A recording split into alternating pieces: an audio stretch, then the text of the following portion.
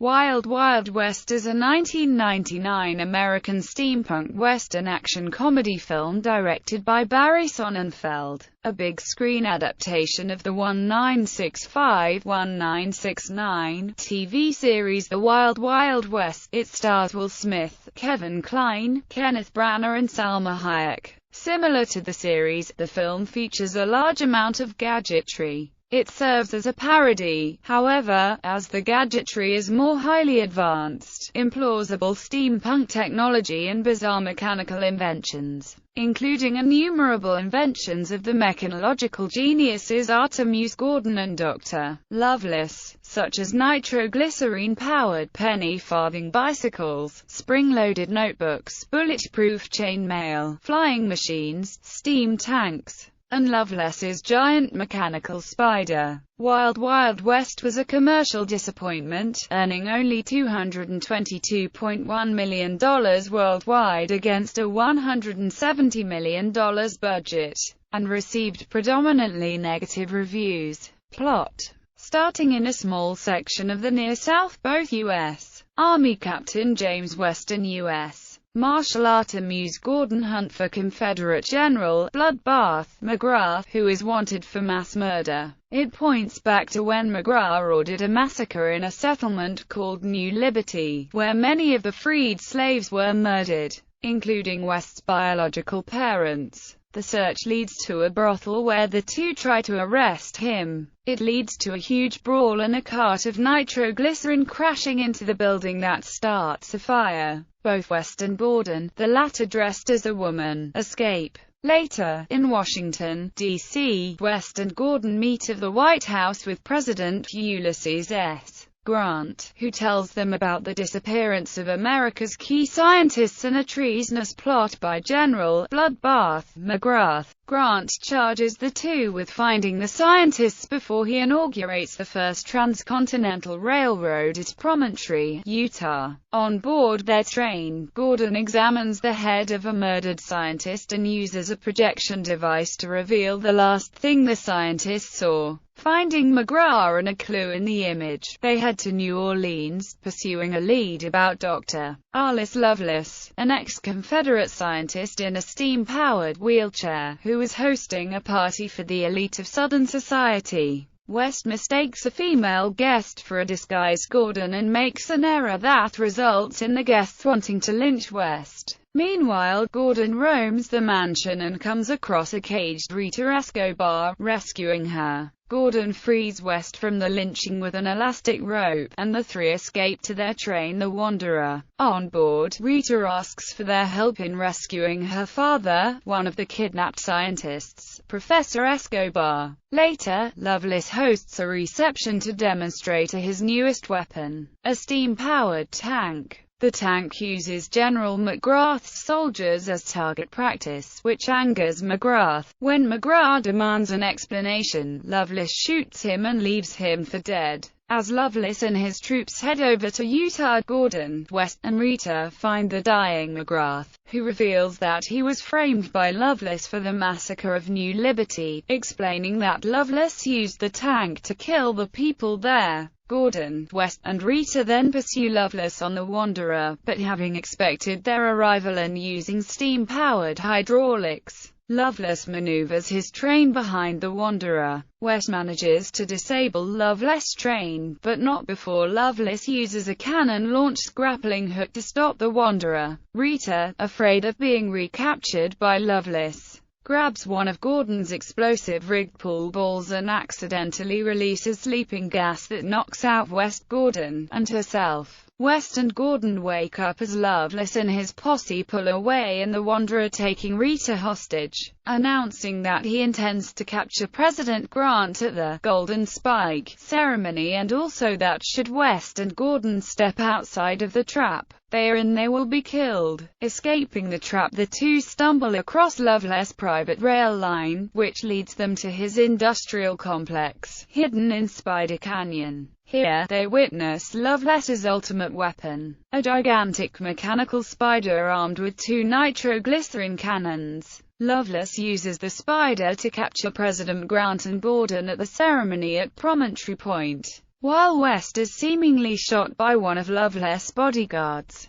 At his industrial complex, Loveless reveals his plan to destroy the United States with his mechanized forces unless President Grant agrees to divide the states among Great Britain, France, Spain, Mexico, and himself. Loveless demands that President Grant surrender, but he refuses. Loveless then tries to have Gordon shot in the head if Grant still refuses to surrender, but West, who had survived thanks to chainmail vest, disguises himself and manages to distract Loveless, allowing Gordon to free the captives. Unfortunately, Loveless escapes in the ensuing battle, taking the president with him. To save the president, Gordon and West build a flying machine to overtake the Spider as Loveless attempts to force Grant to sign the surrender. Gordon and West crash onto the Spider, and a fight ensues between him and Loveless, now on mechanical legs. Gordon shoots a hole in Loveless's hydraulic line, and all the oil drains from his legs, allowing West to gain the upper hand. This allows Gordon and Grant to defeat Loveless' guards, and pleading for his life, Loveless drags himself back to his wheelchair as the Spider approaches a cliff. Loveless attempts to shoot West with a concealed gun, but hits the Spider's steam pipes, stopping it just before it plunges into the canyon. The abrupt stop leaves West and Loveless hanging precariously from the Spider. Loveless tries to decide whether he should pull the chair's lever that will release them or not,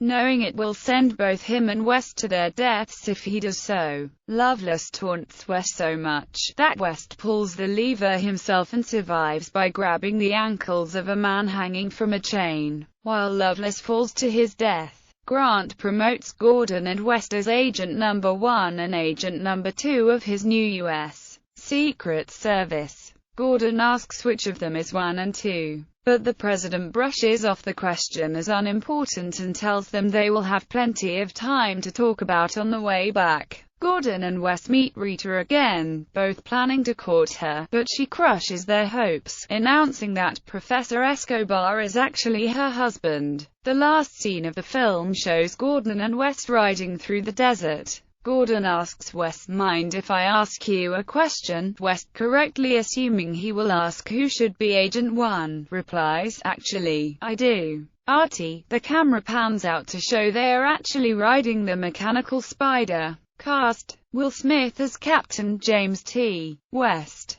Kevin Kline as U.S. Marshal Artemus Gordon, President Ulysses S. Grant, Kenneth Branagh as Dr. Alice Lovelace, Salma Hayek as Rita Escobar, Emmett Walsh as Coleman, Biling as Miss East, Ted Levine as General Bloodbath McGrath, Frederick A. Van der Waal as Amazonia, Musita Vander as Munitia, Sophia Eng as Miss Le Penrita, Garcelle Beauvais-Nylon as Belle. Production. Development. In January 1992, Variety reported that Warner Bros. Was planning a theatrical version of The Wild Wild West directed by Richard Donner, written by Shane Black, and starring Mel Gibson as James West. Donner and Gibson instead made a theatrical version of TV's Maverick in 1994. The Wild Wild West motion picture continued in the development stage, with Tom Cruise rumored for the lead in 1995. Cruise instead revived Mission Impossible the following year. Discussions with Will Smith and director Barry Sonnenfeld began in February 1997. Warner Brothers pursued George Clooney to co-star as Artemus Gordon, with Kevin Kline, Matthew McConaughey and Johnny Depp also in contention for the role, while Steve Wilson and Brent Maddock were rewriting the script between April and May 1997. Clooney signed on the following August, dropping out of Jack Frost, and writers Jeffrey Price and Peter S. Seaman were brought aboard for a rewrite.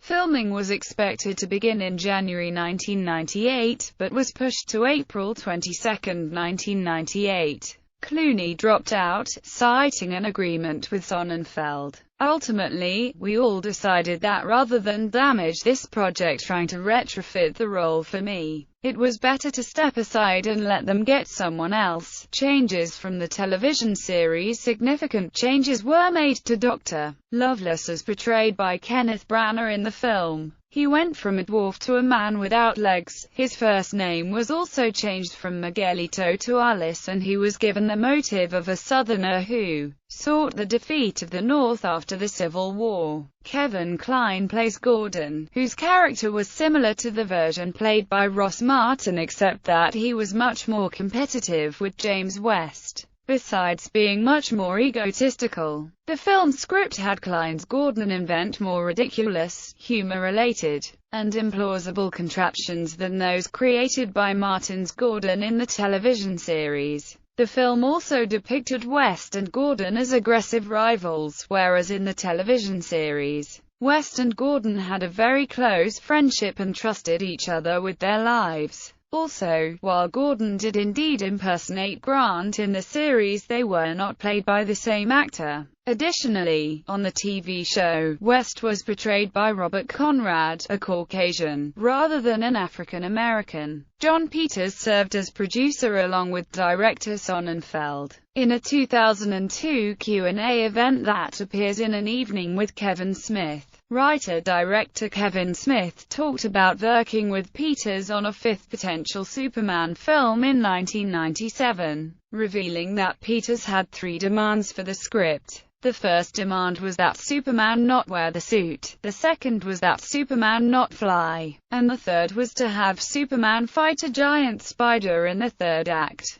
After Tim Burton came on board, Smith's script was tossed away and the film was never produced due to further complications. A year later, he noted that Wild Wild West, with Peters on board as producer, was released with the inclusion of a giant mechanical spider in the final act. Neil Gaiman has also said that John Peters also insisted a giant mechanical spider be included in a film adaptation of The Sandman. Principal photography began in 1998. The sequences on both Artemus Gordon's and Dr. Loveless trains' interiors were shot on sets at Warner Brothers. The train exteriors were shot in Idaho on the Camas Prairie Railroad. The Wanderers, portrayed by the Baltimore and Ohio 440-25, one of the oldest operating steam locomotives in the U.S., built in 1856 at the Mason Machine Works in Taunton, Massachusetts. It was later renamed the William Mason, in honor of its manufacturer. During pre-production, the engine was sent to the steam shops at the Strasburg Railroad for restoration and repainting. The locomotive is brought out for the B&O Train Museum in Baltimore's Steam Days.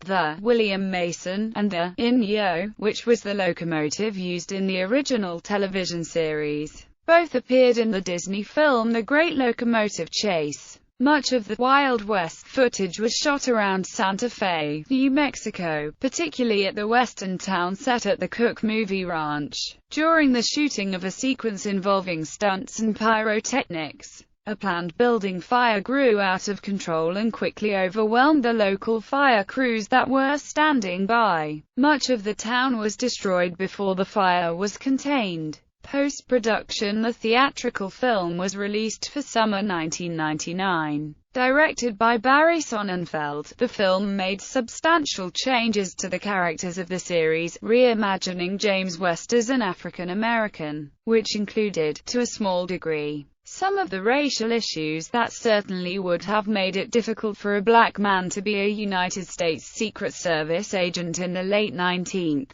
century. The film bears significant resemblance to The Batman, the animated series' 1995 episode, Showdown, featuring Jonah Hex. Controversy. In 1997, writer Gilbert Ralston sued Warner Brothers over the upcoming motion picture based on the series. Ralston helped create the original The Wild Wild West television series, and scripted the pilot episode, The Night of the Inferno. In a deposition, Ralston explained that in 1964 he was approached by producer Michael Garrison, who said he had an idea for a series. good commercial idea, and wanted to know if I could glue the idea of a Western hero and a James Bond type together in the same show. Ralston said he then created the Civil War characters, the format, the story outline and 9 drafts of the script that was the basis for the television series. It was his idea, for example, to have a secret agent named Jim West who would perform secret missions for a bumbling Ulysses S. Grant. Ralston's experience brought to light a common Hollywood practice of the 1950s and 1960s when television writers who helped create popular series allowed producers or studios to take credit for a show,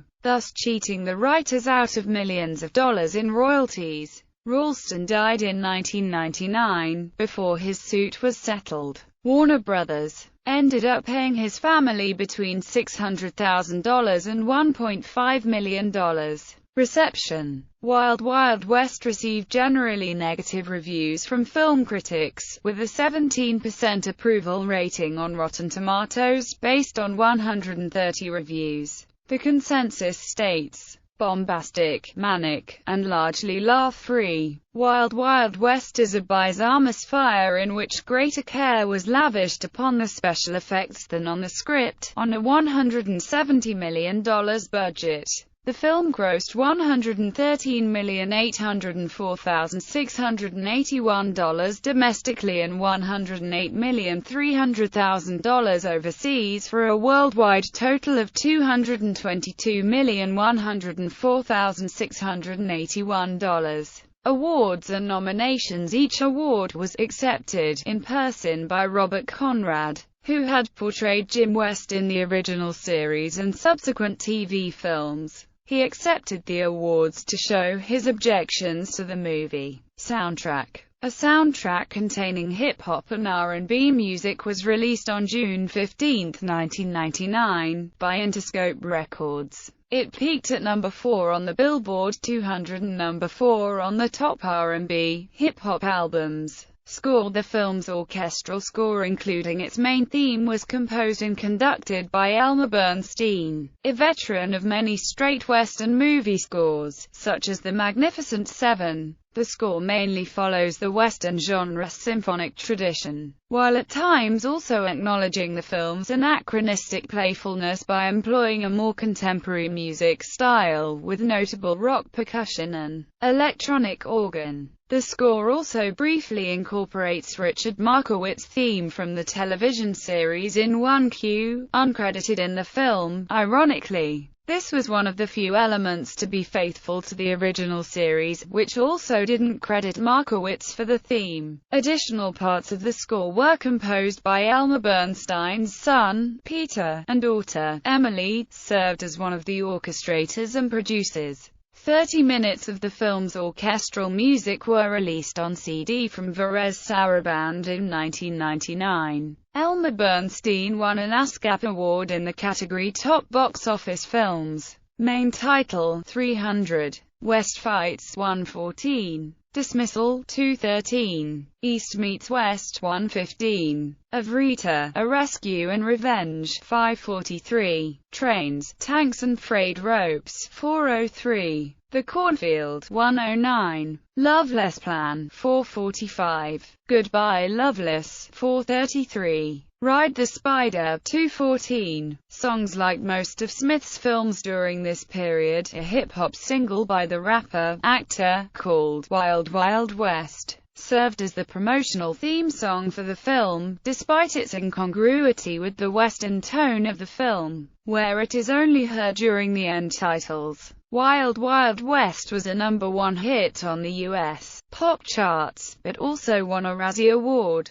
It was produced by Rob Fusari, who lifted a sample from Stevie Wonder's 1976 hit, I Wish. The song features guest vocals from R&B group Dru Hill, and was a star-making vehicle for Dru Hill lead singer Sisqó. Old-school rapper Kool Moe Dee had recorded a Wild Wild West single of his own in 1987, and re-performs the chorus from his old Wild Wild West as the chorus of this new Wild Wild West. The song, Bailamos, sung by Enrique Iglesias, is also heard during the film's end titles. The music videos for both end title songs are featured on the DVD. Several songs not heard in the film itself are featured on the promotional CD album Wild Wild West, music inspired by the motion picture. This includes the song, Bad Guys Always Die, which marked the first collaboration between Dre and Eminem.